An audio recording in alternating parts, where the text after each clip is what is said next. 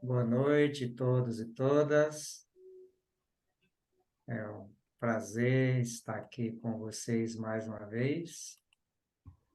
E eu sou Paulo Barros, eu sou membro do grupo gestor do Vivendo Valores da Educação, que é responsável pela terceira segunda-feira do mês, por essa programação de segundas de qualidade.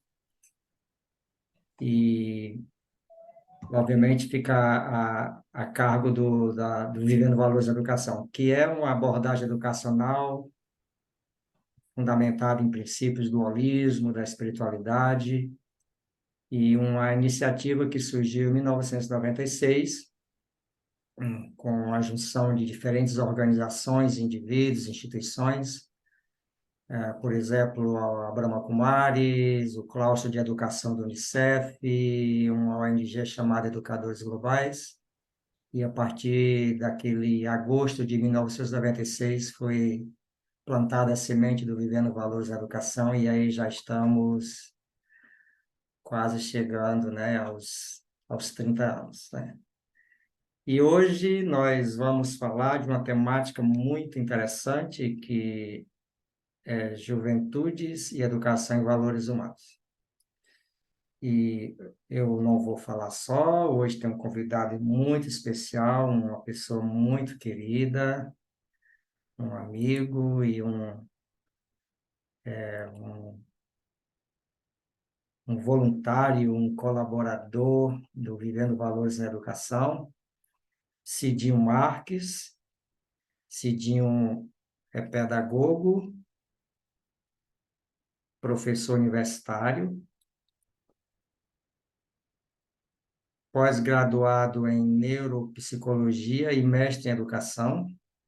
Atualmente faz doutorado em psicologia e é psicanalista em formação. É trainee em programação neurolinguística, palestrante motivacional e tem certificado internacional em psicologia positiva. E é autor de 4 livros, tá? A proposta hoje é uma conversa, né? Uma conversa de dois amigos, professores, tá? Cada um na sua área, e obviamente que a conversa é para todos aqui presentes. No final, nós vamos, com a ajuda da Valdete, nós vamos interagir com vocês, já com perguntas ou opiniões. E eu propus o Cidinho, nós nos propomos um ao outro, assim, uma conversa. Cidinho, como eu, é um educador, né? Mas Cidinho na verdade, eu não sei se eu vou falar a coisa certa, ele é dono de uma escola, ele é proprietário de uma escola, né? Ele é gestor escolar, e, e ele mora em São Luís, onde age profissionalmente, né? E faz um doutorado dele na Argentina, né? E é uma pessoa extremamente, já teve programa de televisão também, uma pessoa tem um canal no YouTube muito interessante, que depois vocês podem acessar. E a ideia é nós conversarmos. A minha experiência como um professor de escola pública em Fortaleza, trabalho com jovens, e Cidil Marques como um educador que tem uma experiência ampla de sala de aula em todos os níveis e educacionais e também como gestão. E nós conversamos, né? Que a escola dele trabalha com educação infantil, fundamental e média, a minha com educação para ensino médio, para jovens, né? E nós vamos discutir dentro de uma perspectiva de juventudes, né? Por que que se usa esse termo juventudes e não juventude?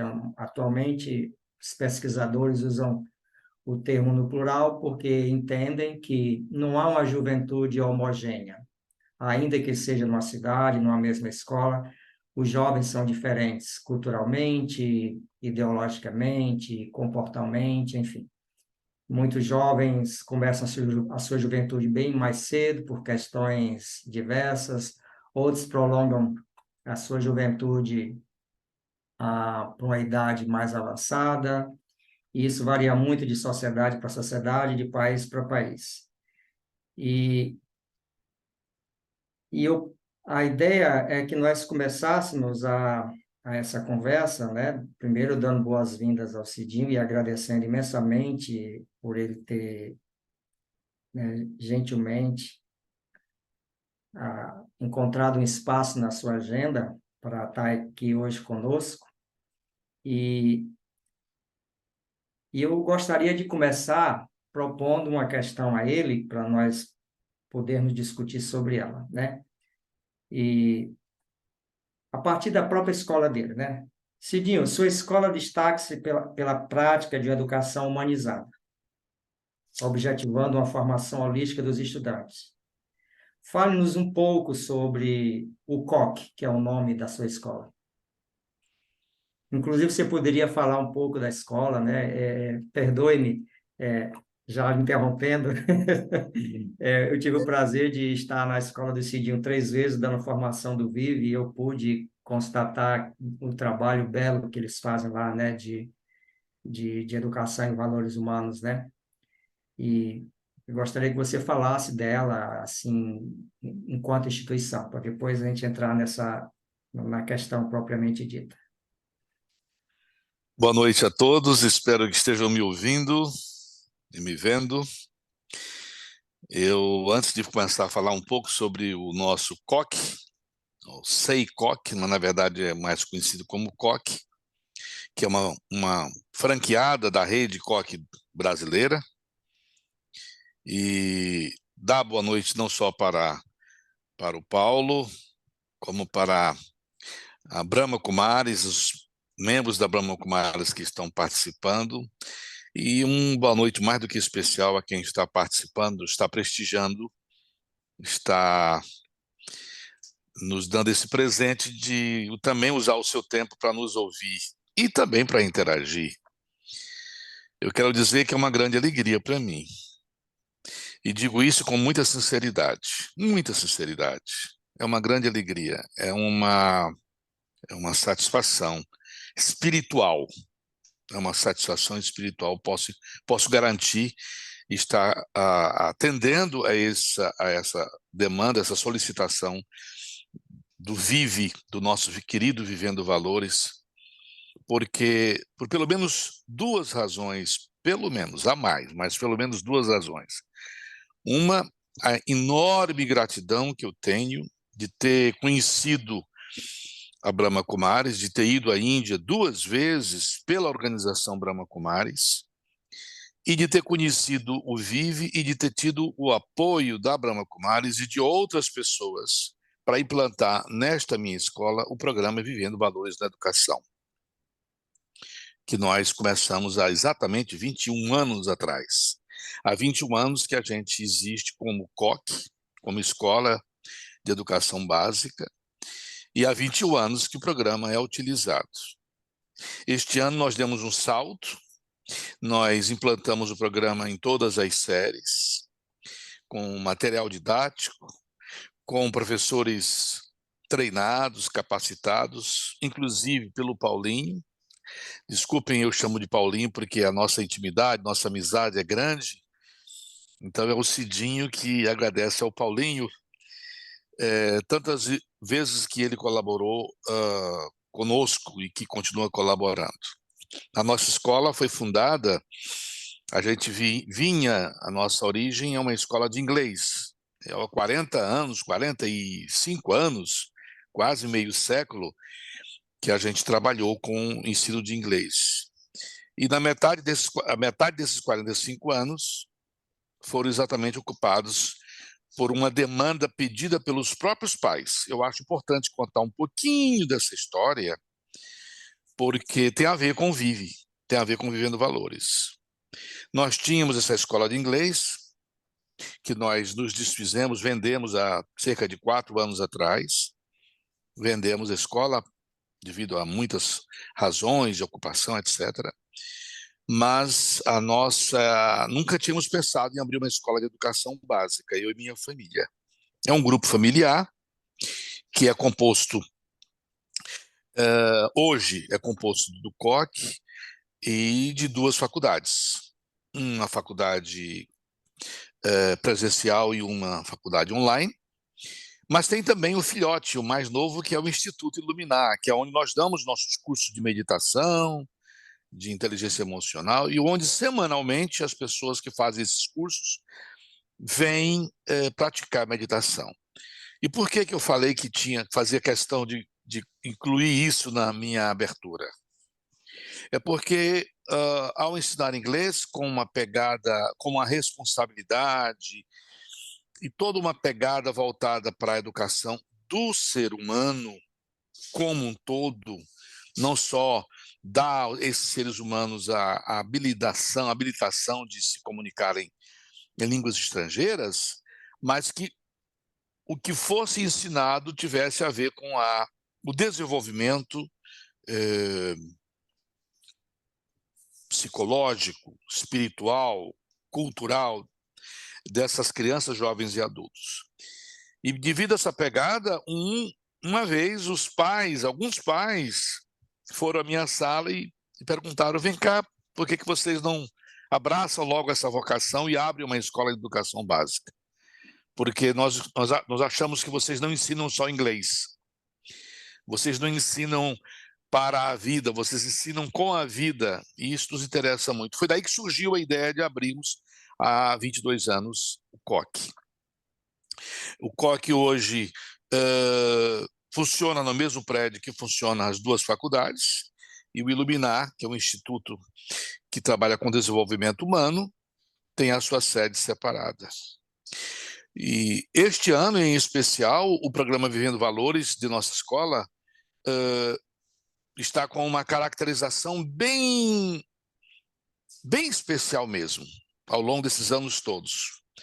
Porque, como todo mundo tem acompanhado, a humanidade está atravessando uma fase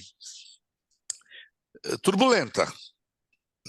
Isso aí é uma coisa comum e não é só localizada, não é só no Brasil, não é só aqui em São Luís, no Maranhão, o mundo inteiro hoje atravessa uma turbulência psicossocial muito forte, um aumento exponencial de ansiedade, um aumento exponencial de depressão, uma atmosfera de incerteza, de insegurança, de instabilidade muito grande. E nós criamos um programa de saúde emocional na escola e o material didático, o conteúdo escolhido para ser a base para tudo que fizéssemos na área de saúde emocional é o Vive.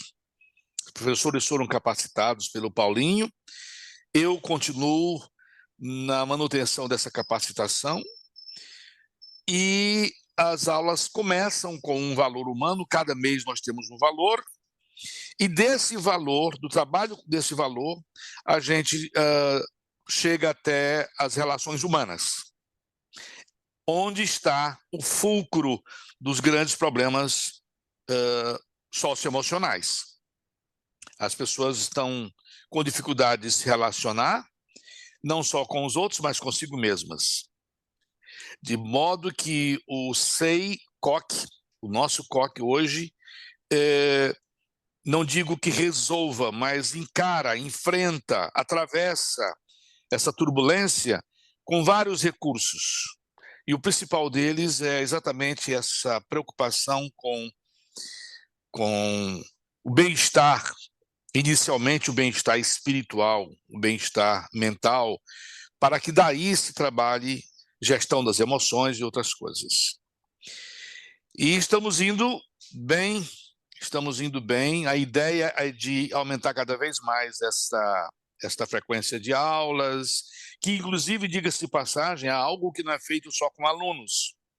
Há um trabalho também com os colaboradores, professores, funcionários, e acredito que, embora não possamos dizer que isso é uma panaceia, que isso resolve os problemas, mas podemos dizer sim que uma das forças da nossa escola, uma das coisas que nos realiza, que mais nos dá satisfação de estarmos cumprindo nosso dever nosso papel social como educadores, é de que não estamos educando só para as ciências, estamos educando para a consciência.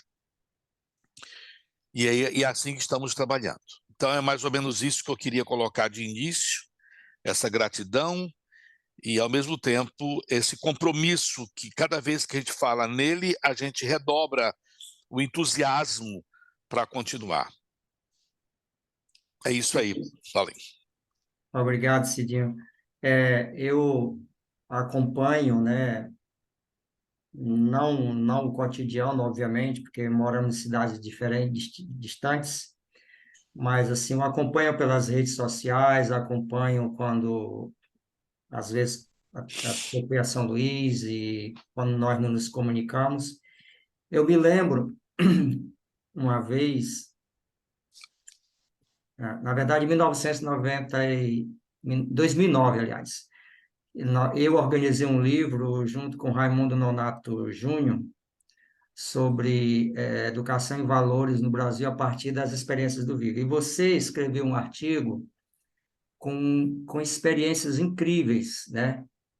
Que eu penso que eram os artigos mais inspiradores do livro e com exemplos que outras escolas poderiam seguir. Dentre dessas experiências que você compartilhou, eu lembro de duas coisas agora. Uma é que você fazia práticas meditativas com os estudantes numa quadra, basicamente todos os estudantes, né? Eventualmente. E outra, isso para você trabalhar a questão da concentração, da escuta, da espiritualidade, das virtudes dos estudantes. E uma outra que você narra nesse texto é um trabalho que você fez com os estudantes mais adultos em uma território indígena, né? Uma etnia indígena. Eu queria saber que importância você dá para práticas como essas, né, para a formação humana desses estudantes, para que possam conviver, possam ser mais centrados espiritualmente, em termos de seus valores e virtudes, para que possam conviver com um mundo tão diverso, né? Porque muitas vezes os nossos jovens, nossas crianças, sabem, por exemplo, que existem povos indígenas, né? Mas a distância entre a informação que você tem em sala de aula e o conhecimento de fato é muito amplo, né?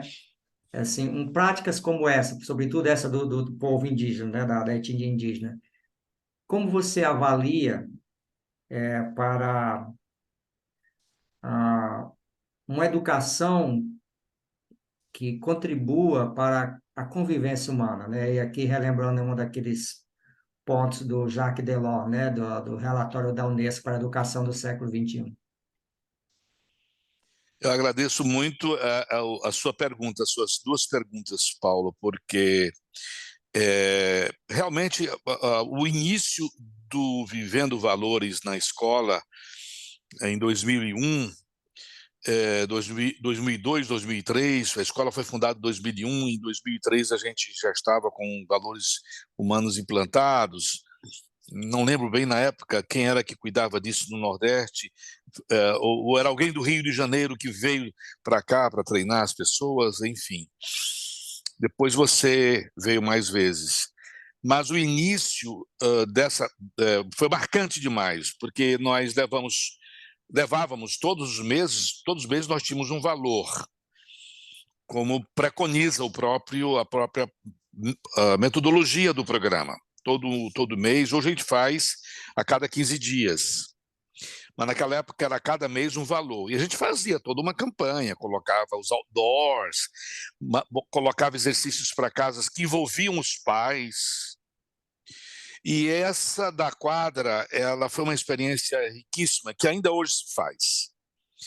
Eu me lembro que a foto mais marcante da história do Vivendo Valores em nossa escola foi quando trabalhamos o Valor Amor, onde todas as crianças estavam em meditação, todas as crianças e também os jovens de ensino fundamental maior e médio, estavam lá sentadinhos na quadra, muitos em posição de lótus, meditando e a meditação que a gente tem do próprio programa era o amor.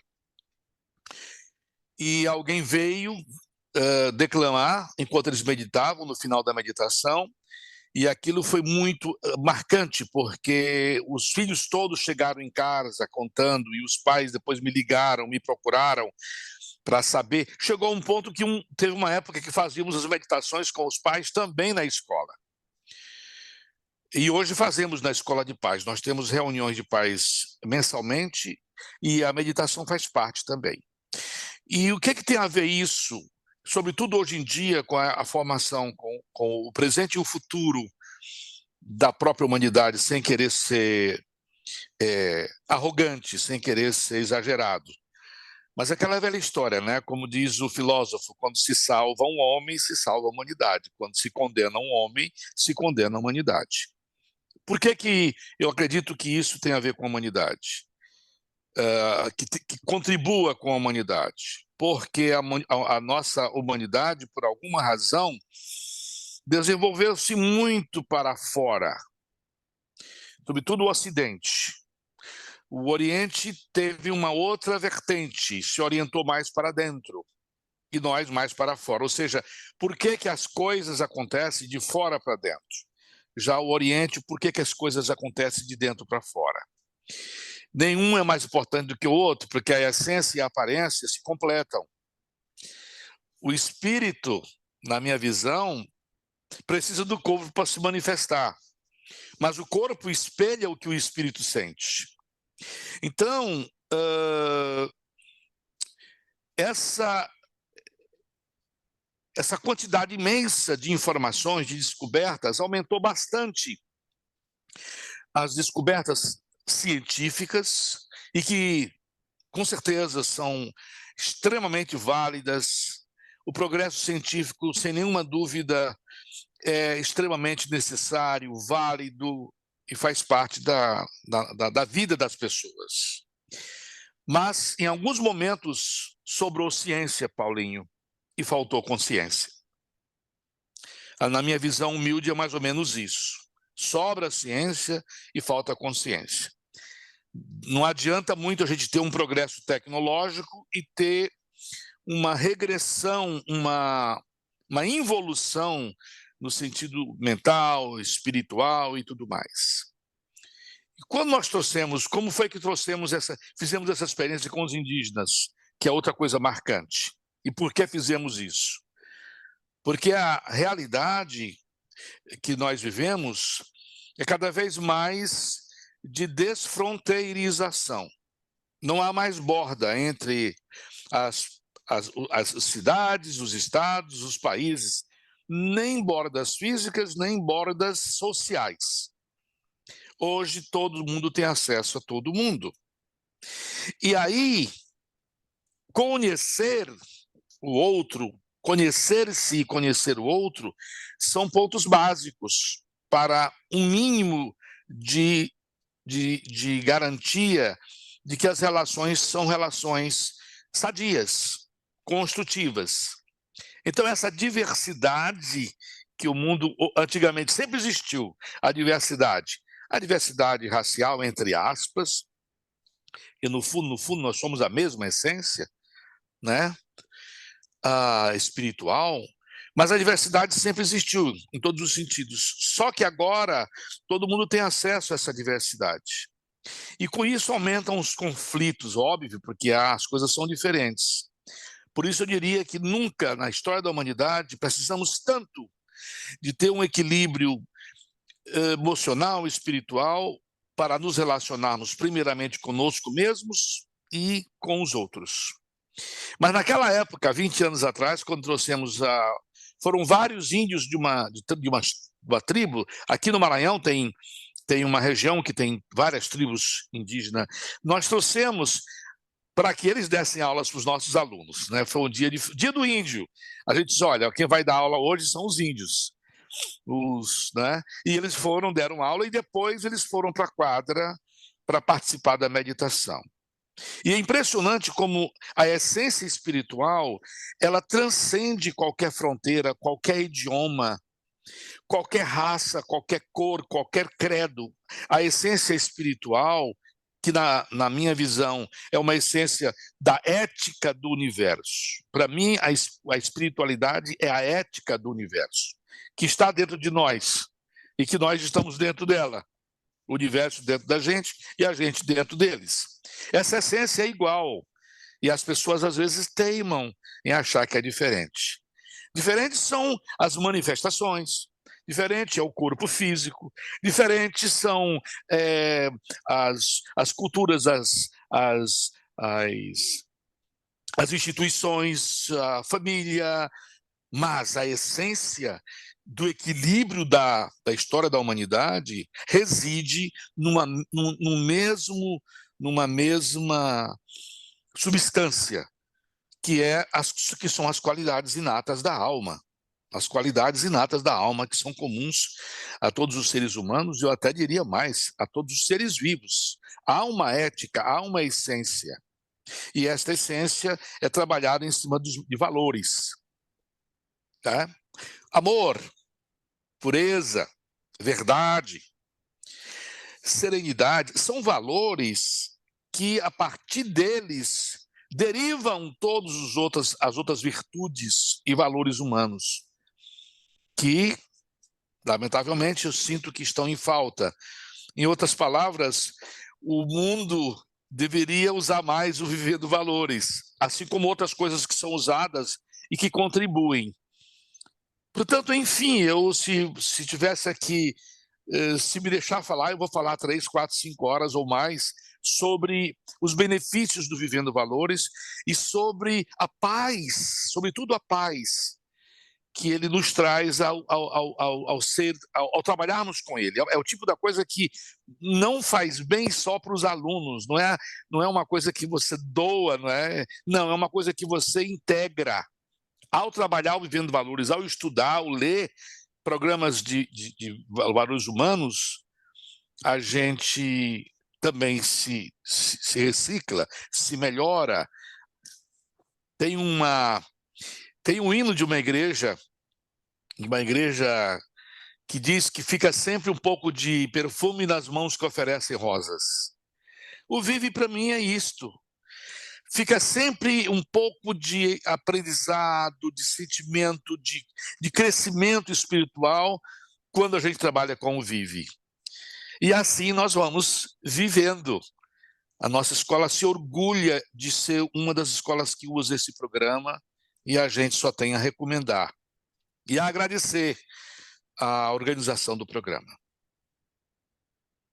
Que legal, Cidinho. Você falou duas coisas que estão conectadas com a próxima questão para nós discutirmos, né? Você falou de um equilíbrio entre ciência e consciência, né?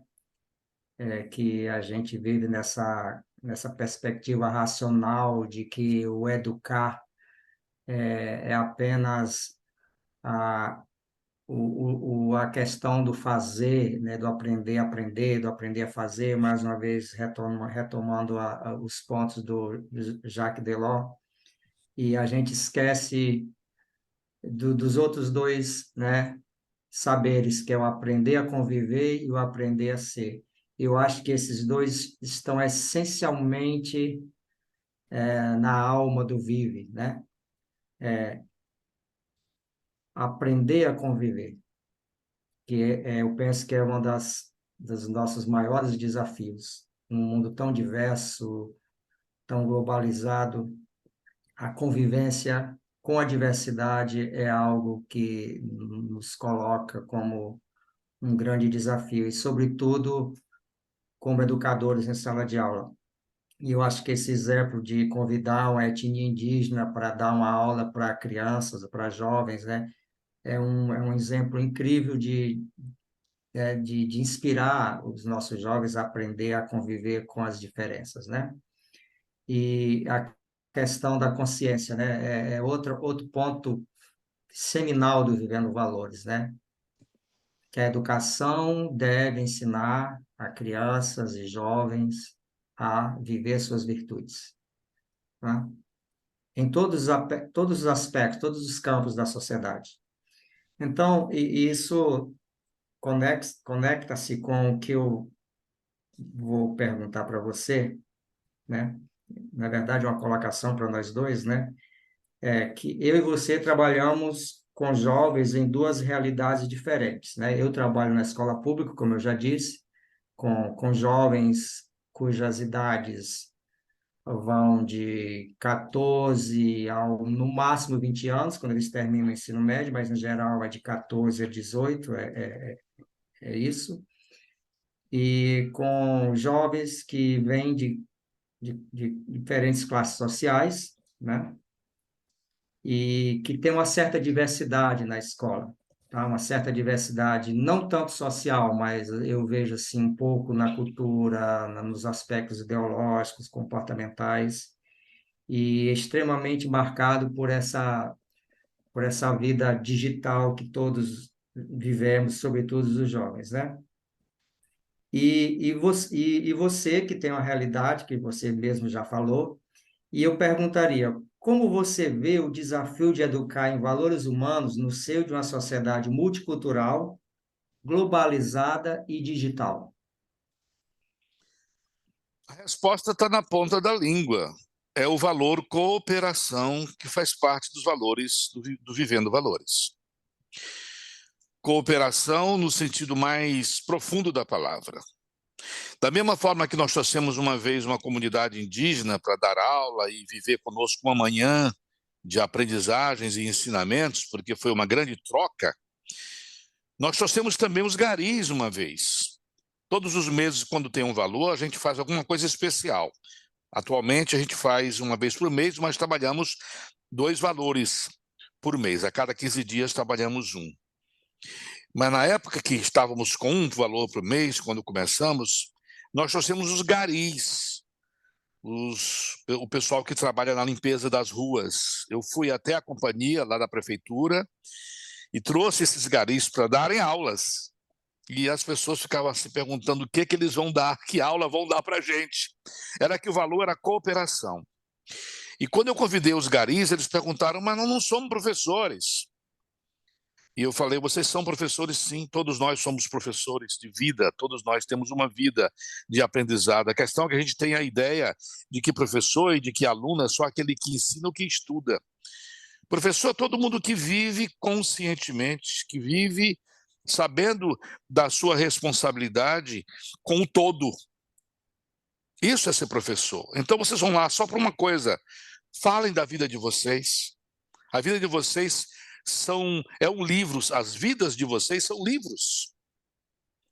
Ainda mais que a escola é particular, e é uma escola, por ser particular, tem um nível socioeconômico diferente das escolas públicas, e essa turma da escola particular, de um modo geral, não tem muito acesso e às vezes nem discute em casa essa questão do papel da...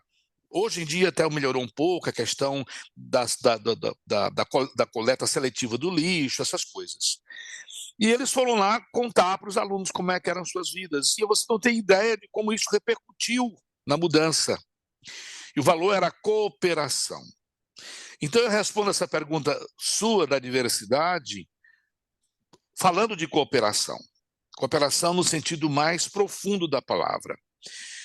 O valor cooperação que nós trabalhamos na nossa escola tem um viés, tem uma ligação muito íntima com a derrubada da falácia, da ilusão de que nós somos separados.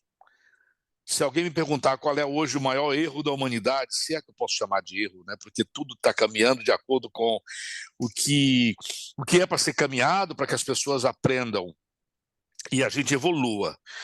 Mas é uma ilusão, é uma falácia, para mim, é uma das maiores mazelas, uma das maiores causas de sofrimentos desnecessários. Eu costumo dizer que há os sofrimentos que fazem parte do crescimento, mas há uma porção de sofrimentos desnecessários. E um deles, para mim, é esta ilusão que nós podemos alimentar, que nós alimentamos, de que a gente é separado. Nós não somos separados. Nós somos compostos. Primeiro, nós somos irmãos em espírito. Nós somos da mesma energia, da mesma essência. Todos nós somos filhos de um ser supremo que nos criou, que nos inventou, que nos colocou na vida material a partir de uma vida espiritual. E essa possibilidade de que nós sejamos, que eu seja eu e o Paulinho seja o Paulinho, é uma falácia. Eu e o Paulinho estamos intrinsecamente ligados. Se quisermos falar da física quântica, somos ligados atomicamente, porque somos compostos dos mesmos átomos e os átomos não têm fronteira. Mas se quisermos falar no sentido espiritual, nós vamos nos lembrar que a energia é a mesma. Que o bem que eu faço para o Paulinho, eu faço para mim. Que o mal que eu faço para mim, eu faço para o Paulinho e vice-versa. E essa coisa só pode ser quebrada a partir de um valor chamado cooperação. Então, essas classes sociais diferentes, socioeconômicas diferentes, que os sistemas culturais diversos do mundo, por caminhos dos mais diversos, pelas razões das mais diversas historicamente feitas, elas trouxeram, sim, avanços, contrastes, conflitos, os que foram aproveitados foram razões de crescimento. Mas todas as vezes que esse encontro, este enfrentamento dialético da diversidade é baseado na pseudo-separação, porque é impossível separar, é uma dicotomia impossível, não existe essa separação. Toda vez que isso acontece, a gente sofre desnecessariamente. Então, sim, são realidades diferentes, mas, ao mesmo tempo, o ser é o mesmo. E esta igualdade espiritual precisa ser cantada, precisa ser decantada, precisa ser divulgada, precisa ser, sobretudo, vivida. E aí eu quero aproveitar para falar da beleza que é o nome Vivendo Valores. Eu quero falar um pouquinho, dentro desse mesmo assunto, se você me permite, colocar um pouquinho da coisa que me apaixona no nome, Living Values. Eu conheci o Vivendo Valores em inglês. Quando eu conheci na Índia. E o livro primeiro que eu pus à mão era Living Values.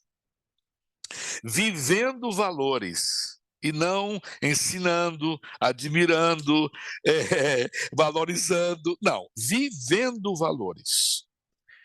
Por quê? Porque não é uma questão de ciência, é uma questão de consciência.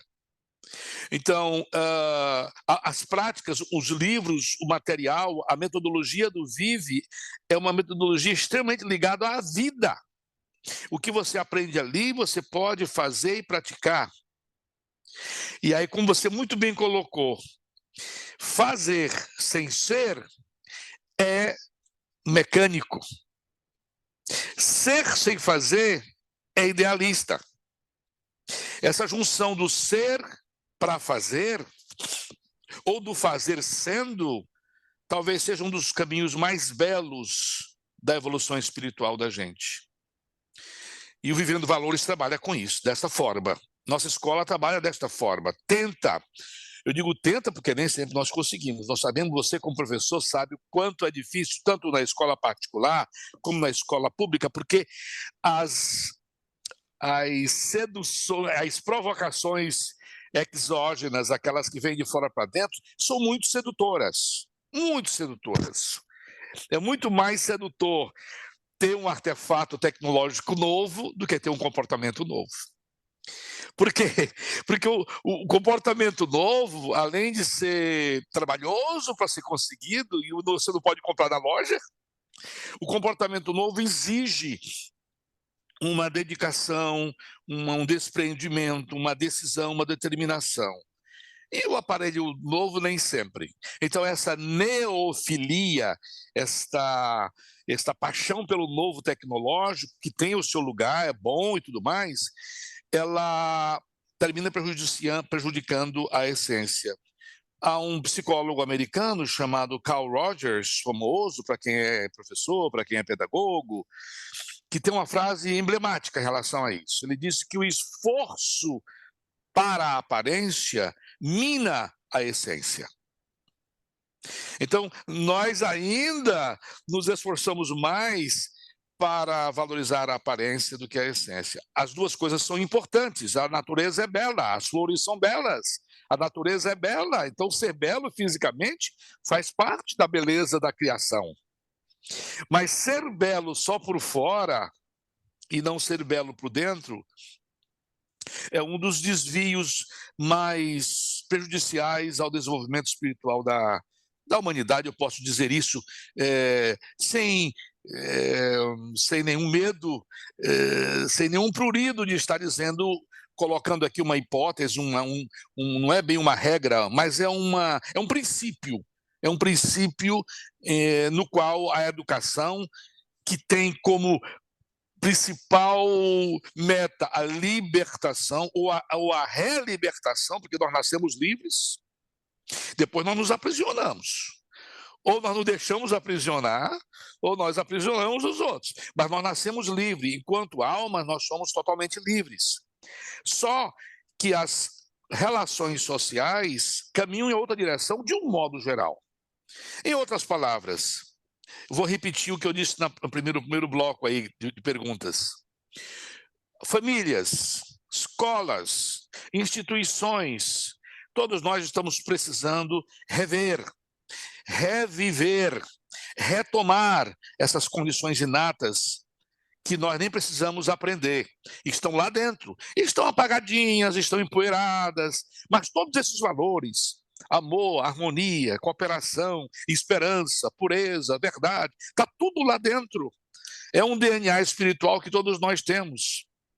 E o Vivendo Valores, assim como várias outras iniciativas que a gente sabe que existem de outros programas, de outras, né, fazem em prol de uma evolução real da humanidade. Muito bem, Cidinho. Obrigado. E você falou uma coisa muito interessante, né, que a, a questão do aprendizado de valores, ele, né, não está necessariamente relacionado às questões sociais, né, de classe social. Que as escolas sejam, quais sejam a sua natureza, né, elas têm essa necessidade e os estudantes precisam disso, né?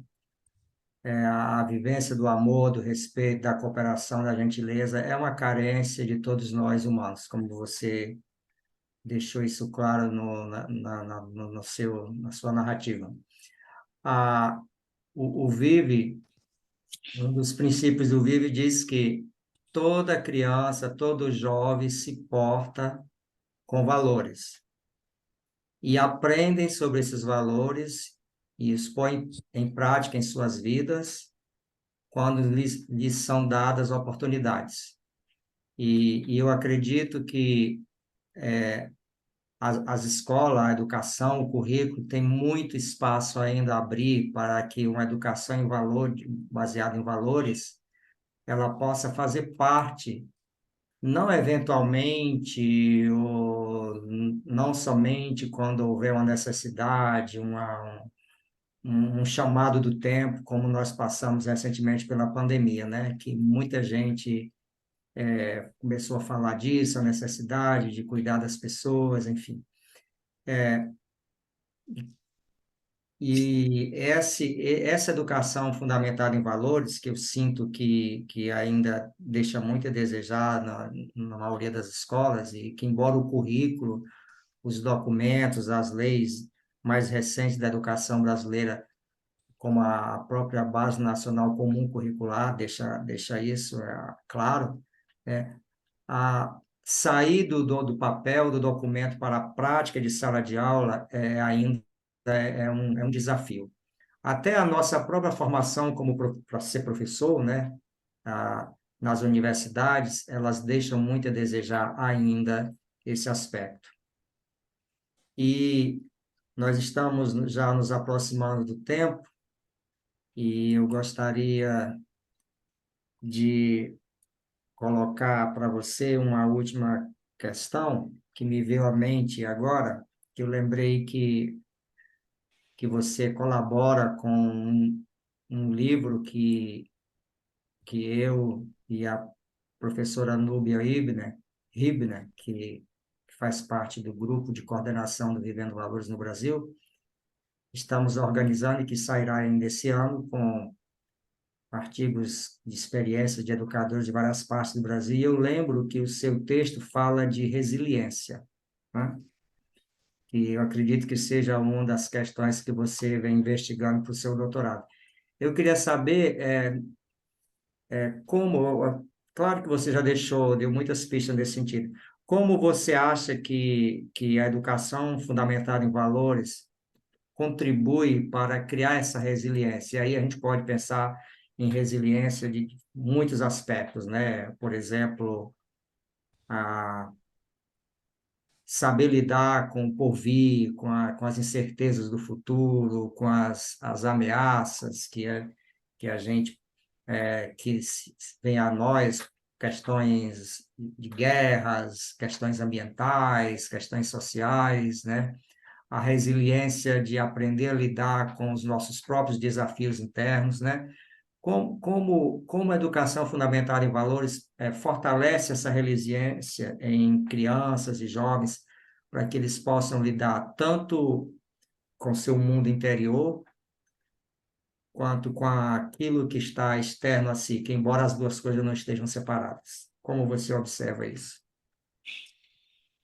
É uma pergunta extremamente rica, extremamente importante, porque acredito que estejamos realmente vivendo um momento que chama muito por resiliência, que exige muito resiliência. Primeiro, por causa da velocidade das mudanças. Antigamente, as coisas demoravam mais a mudar, porque também as informações chegavam mais demoradamente. Então, lembro que quando Abraham Lincoln foi assassinado nos Estados Unidos, a Europa demorou 14 dias para saber. Hoje acontece alguma coisa lá na China e a gente sabe aqui num smartwatch no relógio agora que acabou de acontecer. E a informação, quer vinda de fora para dentro, quer vinda de dentro para fora, a informação é o primeiro movimento que nos move, é a informação. Ou a gente faz alguma coisa ou não faz, ou faz de conta que não existe. Mas a gente faz algum movimento. Se a gente cala, está fazendo movimento. Se a gente faz, está fazendo movimento. Se a gente não faz, está fazendo movimento. Só que a vida voltada para valores mais materiais nos levou à ilusão de que a gente pode controlar. Controlar as coisas, controlar o presente, controlar o futuro.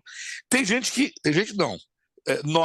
Eu também estou nessa. Aqui e acolá eu me pego nessa. A gente às vezes quer controlar o passado. A gente diz assim às vezes, mas puxa vida, foi isso que você fez? Se eu tivesse lá, eu tinha feito aquilo. A gente quer controlar o futuro. A gente faz as coisas na expectativa de controlar o futuro. E essa necessidade de controle, que é justamente a necessidade de segurança, que vem do medo. A humanidade, no sentido antropológico, é uma humanidade que vem do medo. Por quê? Porque a sobrevivência no passado era uma coisa muito mais difícil.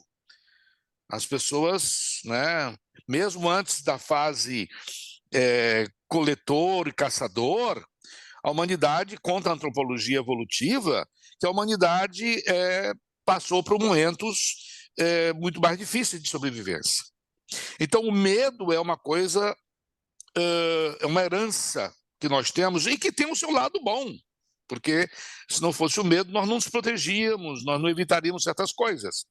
Mas o medo mal utilizado, o medo em exagero, faz com que a gente queira ter controle. É uma ilusão, é uma tentativa vã. A gente não tem controle de nada. O que a gente pode fazer é plantar, mas o resultado, a colheita, a gente não tem controle sobre ela. Por quê? Porque existe uma inteligência universal, existe uma luz suprema, uma inteligência, uma existência, existe um Criador que tem a arquitetura de tudo isso. Então a gente pode se descobrir nessa arquitetura e pode seguir de forma harmônica. Quando eu estou harmônico com o universo, eu estou harmônico comigo e estou harmônico com você. A harmonia não significa sem problemas, sem sofrimento. A harmonia significa eu estou compreendendo, eu sei qual é o meu sentido de vida. Eu sei qual é a minha missão, eu estou cumprindo o meu papel e estou procurando ler o que o universo me diz e estou dizendo para o universo certas coisas. O resultado disso, às vezes, é que a gente, quando leva um tombo, a gente amaldiçoa, a gente fica com raiva, a gente reclama, a gente se lastima, a gente culpa o mundo, a gente culpa a gente, e a gente não pergunta para esse tombo o que foi que ele veio nos ensinar. A melhor definição de resiliência que eu conheço, resiliência realmente está na minha pesquisa de doutorado, mas eu já vi tantas diversas maneiras de definição de resiliência, mas a melhor delas resiliência é cair para frente. Acho isso lindo. Ser resiliente é cair para frente. Ou seja, eu caio, eu levo tombo, mas quando eu levanto, eu estou melhor. A ideia da resiliência, todo mundo sabe que ela vem da física, né? De um corpo que, ao receber a ação do calor, quando tira o calor, aquele corpo volta ao que era antes. E a psicologia tomou emprestado esse conceito para dizer, no ser humano, nos seres vivos, a ideia de que você não só volte ao que era antes, depois de cessado o efeito que causava dor, sofrimento, é voltar melhor do que era. Agora, como é que isso pode ser ensinado? Como é que pode ser educado? Como é que pode ser trabalhado? Métodos como Vivendo Valores, e há outros, repito, trabalham isso de maneira que a pessoa perceba que ela tem um papel, tem desafios, e que esses desafios fazem parte do amalgamar do seu desenvolvimento. Que os problemas, eu costumo dizer, quando o problema bater na sua porta, quando o sofrimento bater na sua porta, abra e diga, olá, seu problema, olá, seu sofrimento, entre, tome um cafezinho aqui comigo. Mas antes me diga uma coisa, a que você veio? Qual é a sua função aqui? Para fazer isso, eu preciso estar com serenidade, com a alma tranquila. E a meditação, a Raja Yoga, que é uma coisa que nós praticamos muito aqui no Iluminar e na escola, e eu pratico desde que fui à Índia pela Brahma Kumaris, nunca deixei de praticar Raja Yoga e outros tipos de meditação, nos provê isso. É somente na calmaria, é somente na paz espiritual que a gente consegue ver isso, enxergar que as atribulações da vida fazem parte dela. Se a vida não tivesse atribulações, turbulências, seria muito chata, extremamente chata e infrutífera.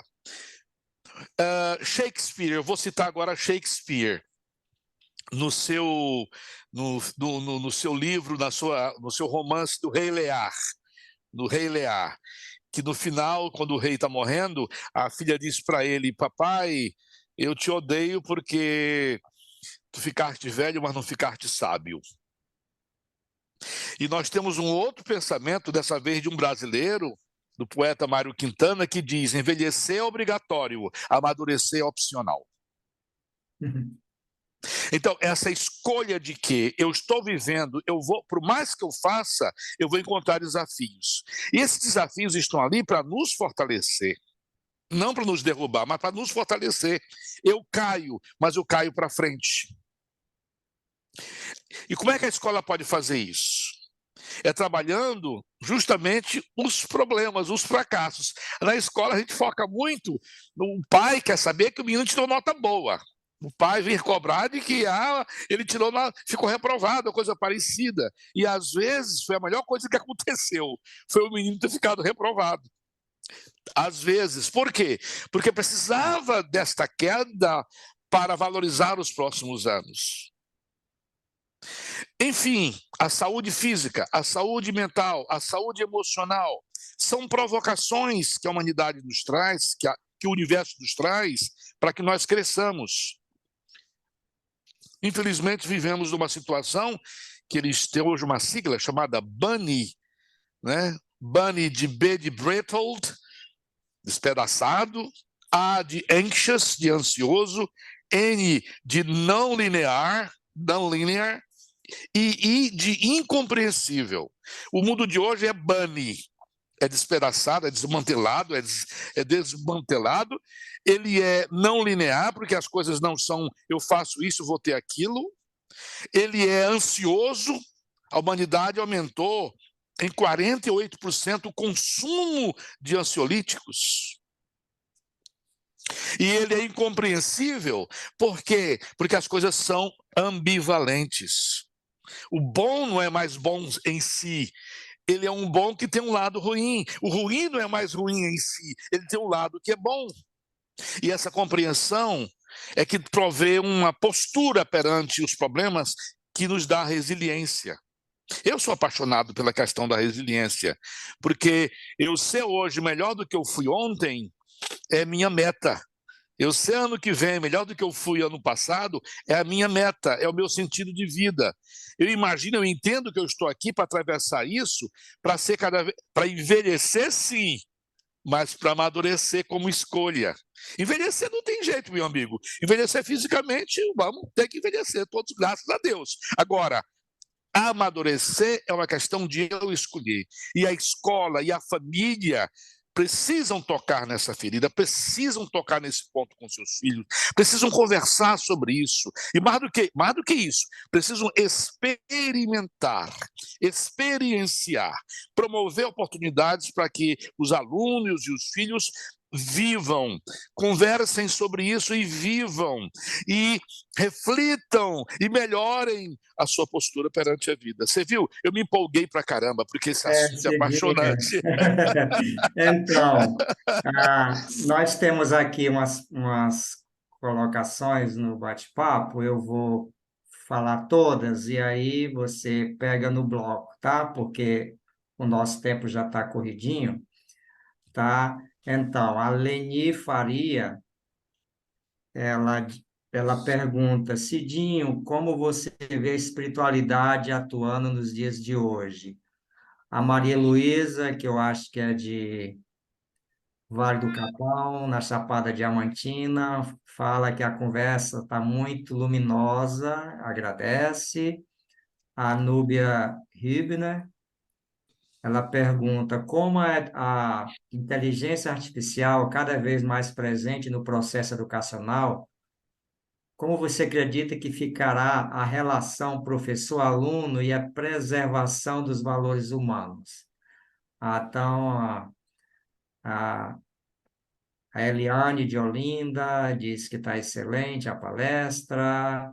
A Poliana Vilela, como podemos auxiliar as nossas crianças e jovens a esse despertar de consciência, função social no mundo, desde cedo, já que não detém ainda certo grau de maturidade? E obrigada.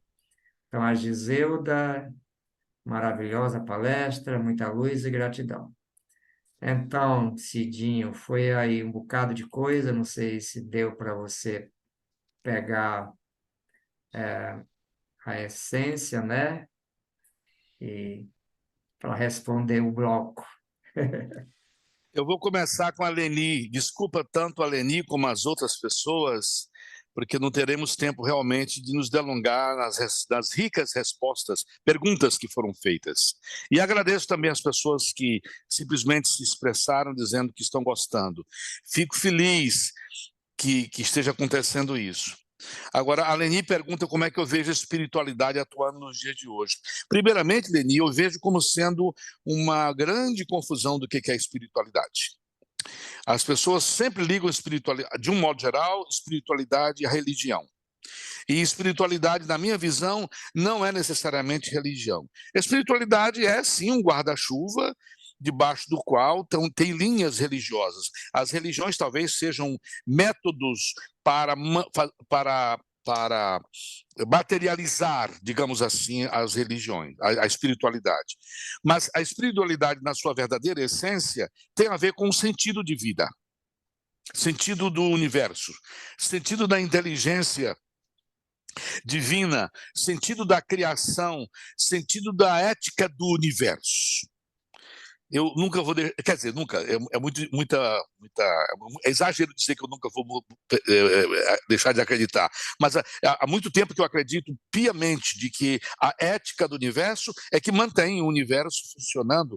Os seres humanos podem até se arrebentar e tudo mais, mas a ética do universo está sempre organizando, e esta ética do universo está dentro da gente. As leis que regem o universo, Leni, são as mesmas que regem a gente, as mesmas. Agora, na hora que a gente através de coisas como a meditação, a contemplação da natureza, essas coisas todas podem nos levar a tocar na espiritualidade, a perceber, a sentir a espiritualidade. E a espiritualidade está confundida, ela está mal entendida, ela está mal vivida. Primeiro porque existe uma busca uma luta ferrenha aí, né, o valor da materialidade, que eu não tiro o valor da materialidade, mas a supremacia da materialidade sobre a espiritualidade é uma inversão de valores, já que estamos falando de valores.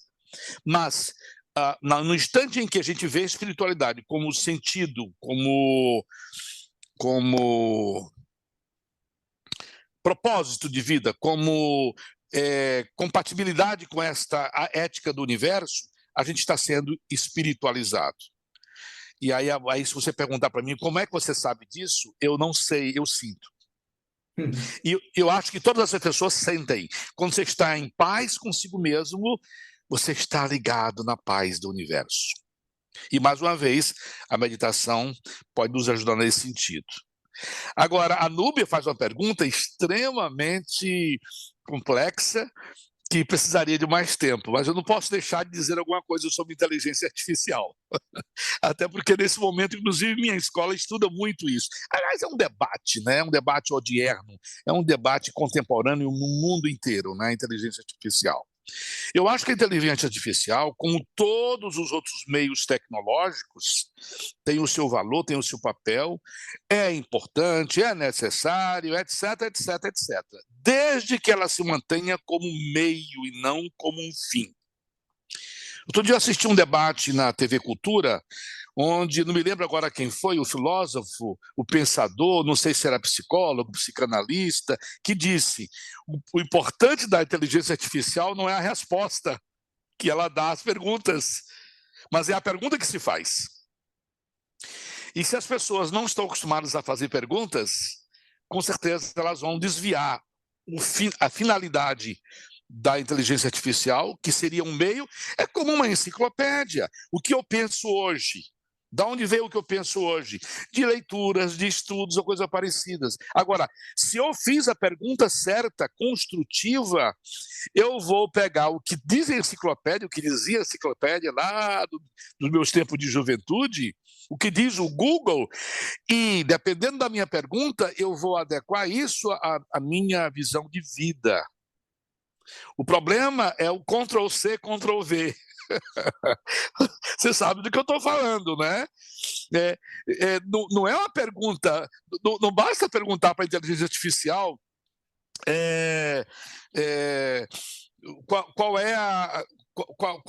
quais são os principais eventos que caracterizaram o movimento renascentista da humanidade. Isso aí está também no Google, vai dizer isso assim, acessado. Mas a pergunta seria, que comparação se faz entre esses valores, esses momentos, e o dia de hoje? E aquilo se apresentado para mim, e o que eu tenho a dizer sobre essa resposta? Então, inteligência artificial como meio é muito bem-vinda. Como fim em si mesmo é a mesma coisa de tecnologia. Tecnologia que deixa de existir enquanto meio para ser fim, complica.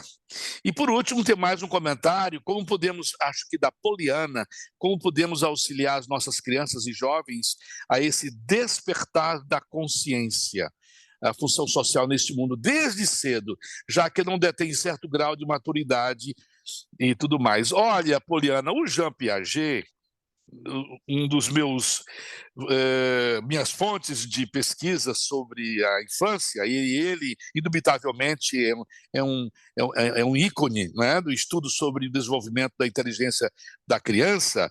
O Jean Piaget dizia que a gente pode falar com a criança sobre qualquer assunto, não importa a idade, desde que a gente use a linguagem, e aqui a linguagem não é só a fala, a linguagem dela.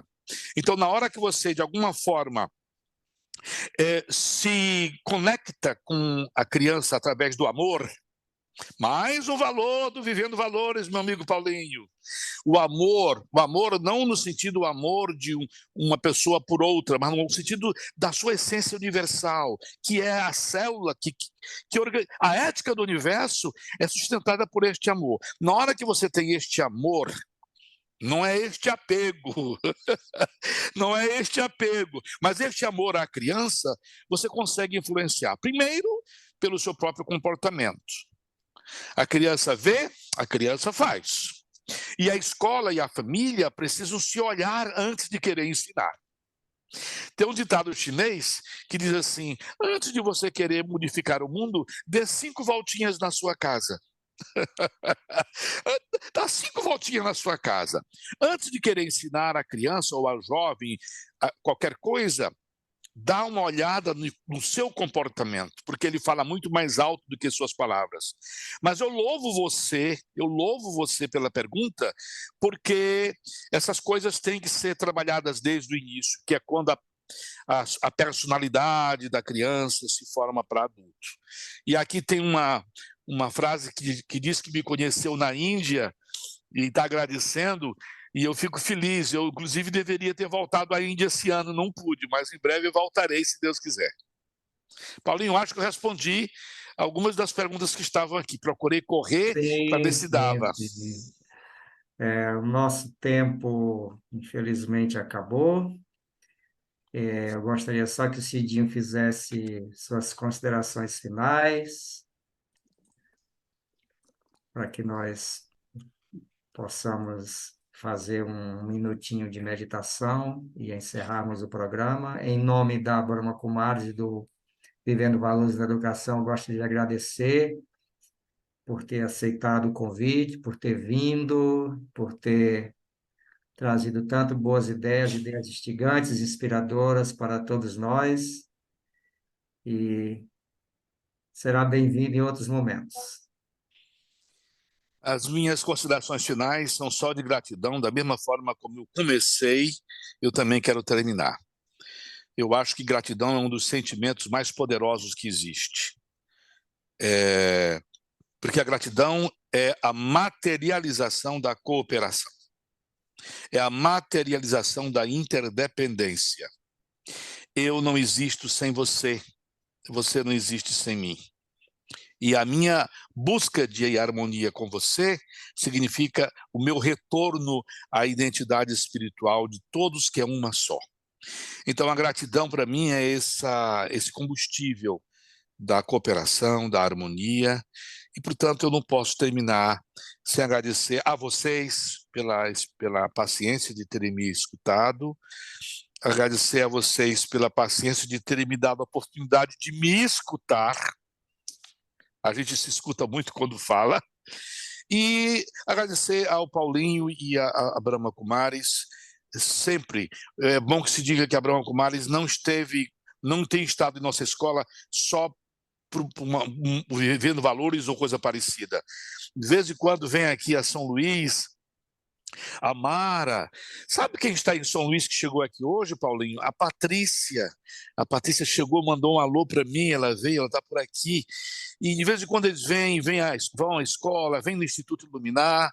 A Brahma Kumaris é uma dessas coisas ótimas que tem acontecido na minha vida e serei eternamente grato. Espero ter outras oportunidades de conversar com vocês e saiba, Paulinho, que será sempre um convite muito bem-vindo fazer qualquer tipo de interação com você e com todas as pessoas que, como você, como a Brahma Kumaris, são otimistas e têm esperança de que o mundo realmente consiga melhorar cada vez mais a qualidade de vida das pessoas, tanto vida material como vida espiritual, sobretudo. Muito obrigado. Vamos, Shanti. Imensa gratidão, Cidinho. A, a Eliane de Olinda disse que venha mais vezes, tá? Imensa gratidão a todos e acho que eu estava em conexão com o Cidinho porque eu pensei que ah, nós poderíamos fazer esse encerramento, né? E exatamente expressando a nossa gratidão, tá? Então, vamos silenciosamente expressar nossa gratidão por estarmos aqui, por existirmos, por compartilharmos ideias entusiasmantes, transformadoras. Nosso papel como educadores, que sejamos educadores de sala de aula, simplesmente por existirmos, sempre ensinamos algo a alguém. E no campo dos valores, das virtudes, nós somos professores e somos estudantes. Ensinamos e aprendemos com os outros.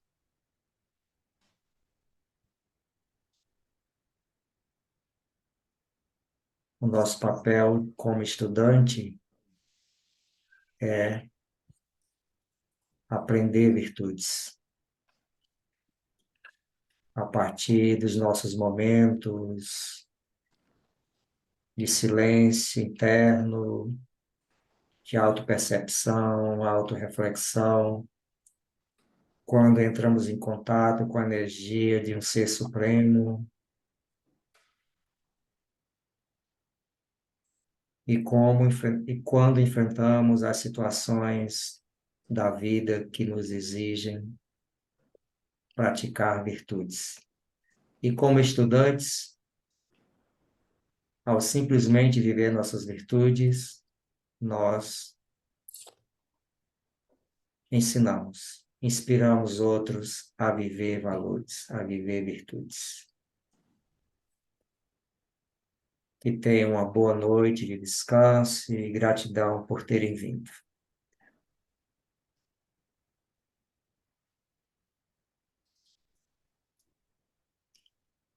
Obrigado, Paulinho. Obrigado a todos. Boa noite. Om Shanti.